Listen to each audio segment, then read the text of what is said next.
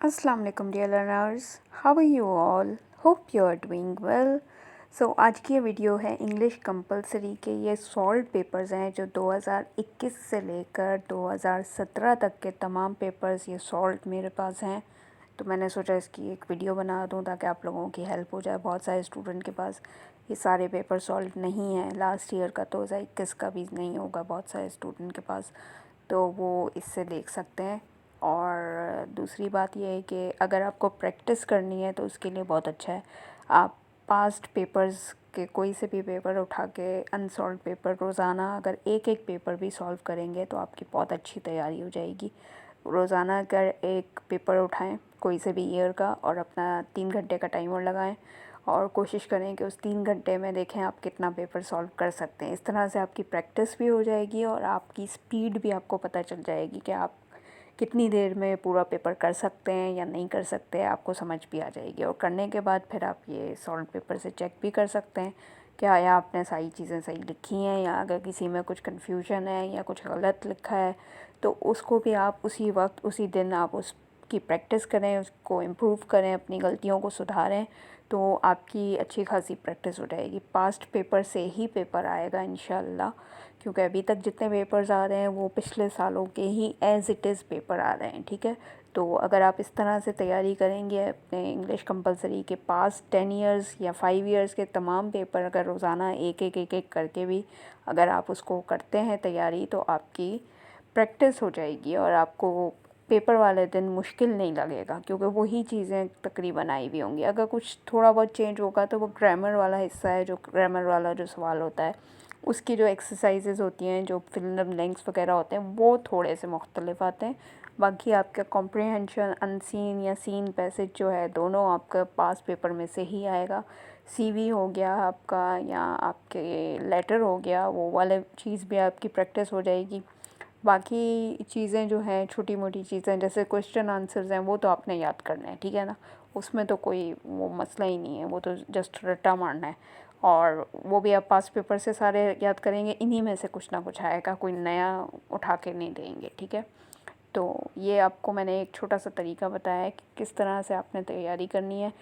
बहुत सारे student English को ना अपने सर पे सवार कर रहे हैं कि भाई पता नहीं क्या आएगा, कैसे करेंगे, क्या नहीं करेंगे। भाई जब आपको बेसिक आती है ना इंग्लिश की, बेसिक मतलब बेसिक वर्ब, नाउन, टेंसेस और प्रेपोजिशन, कहाँ पे कौन सी चीज़ फिट आएगी, किस तरह से सेंटेंस मुकम्मल लिखना है, ये होती है बेसिक। ठीक है, ये ग्रामर वो वाली ग्रामर की बात नहीं कर रही जो पेपर में आती है ग्रामर, उसकी बात नहीं कर रही मैं, बेसिक ग्रामर की बात कर रही हूँ कि इंग्लिश का सेंटेंस कैसे लिखते हैं। आपको एक समझ होनी चाहिए कि इस लैंग्वेज को आपने किस तरह अपने वर्ड्स में कैसे लिखते हैं। ठीक है, तभी आप समरी भी कर सकेंगे, तभी आप ऐसे भी अपने वर्ड्स में कर सकेंगे, तभी आप लेटर भी अपने वर्ड्स में कर सकेंगे। क्योंकि ये चीज़ें आपकी पेपर में चेकर को यही चेक करना है कि आपकी इंग्लिश पे गिरफ्त कितनी अच्छी है, आपका आप कितने उसको सही से समझ सकें इंग्लिश को, और कितना आप अपनी तरफ से लिख सकते हैं। WH क्वेश्चन भी आप ख़ुद कर सकते हैं अगर आपको इंग्लिश की ये बेसिक नॉलेज पता होगी कि सेंटेंस कैसे बनाना है, किस तरह से सवाल पूछने हैं, पहले क्या आएगा, बाद में क्या आएगा, वर्ब पहले आएगा या हेल्पिंग वर्ब पहले आएगा। इस तरह से ये सारी चीज़ें हमने बचपन से पढ़ी हुई हैं। ठीक है, कोई नई चीज़ नहीं है, बस ये है कि आप लोगों ने बहुत अरसे से पढ़ा नहीं है ना, तो वो सारी चीज़ें दिमाग में कहीं पीछे गुम हो गई हैं। उसको जस्ट आपने रिवाइज़ करना है, उसको सिर्फ पॉलिश करना है और कुछ नहीं करना। ठीक है, तो इसलिए इसको अपने सर पे सवार ना करें कि ये कैसे होगा, वो कैसे होगा, हम ये कैसे करेंगे। देखिए बहुत सारे स्टूडेंट ये जो वर्ड मीनिंग आते हैं कॉम्प्रिहेंशन में, इससे भी बहुत कंफ्यूज हो जाते हैं। ये वर्ड मीनिंग आपको कुछ वर्ड्स दिए जाते हैं और पूछा जाता है कि आपने इसकी मीनिंग फाइंड करनी है, और आगे लिखा हुआ होता है कि पैसेज में से मीनिंग फाइंड करनी है।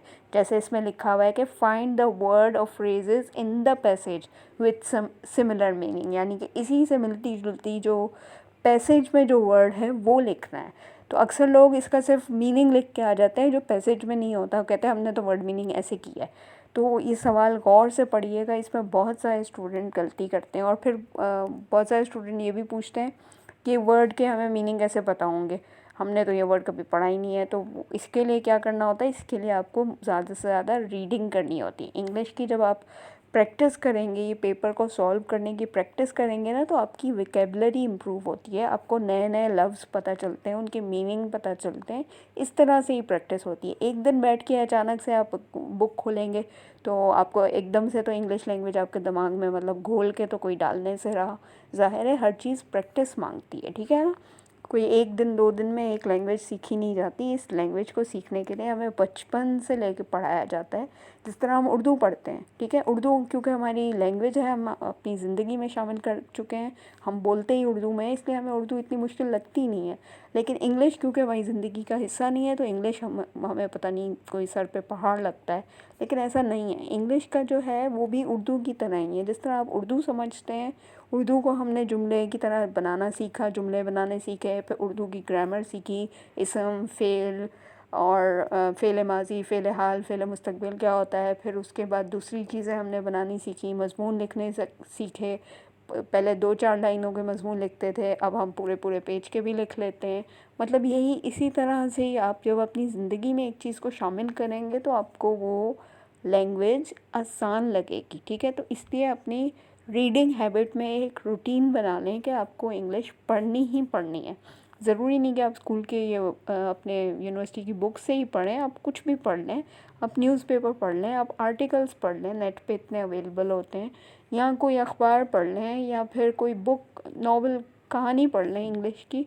उसको उसको समझने की कोशिश करें, उससे आपकी वोकैबुलरी भी इम्प्रूव होगी और आप ख़ुद से जब एक चीज़ समझने लगेंगे ना, तो आप ख़ुद से वो लिखने भी लगेंगे और बोलने भी लगेंगे, ठीक है।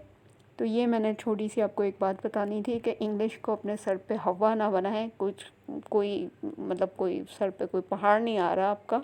आपका नॉर्मल जिस तरह उर्दू का पेपर होता है, ऐसे ही इंग्लिश का पेपर है, वही सारी चीज़ें, वही ग्रामर है, वही आपका तफ़हीम कॉम्प्रिहेंशन है, वही आपके सवाल जवाब हैं, वही मज़मून है, मतलब लेटर है, ख़त है, एप्लीकेशन हो गई, जॉब एप्लीकेशन, सीवी है, वही चीज़ें हैं जो हमने बचपन से पढ़ी हुई हैं, ठीक है ना।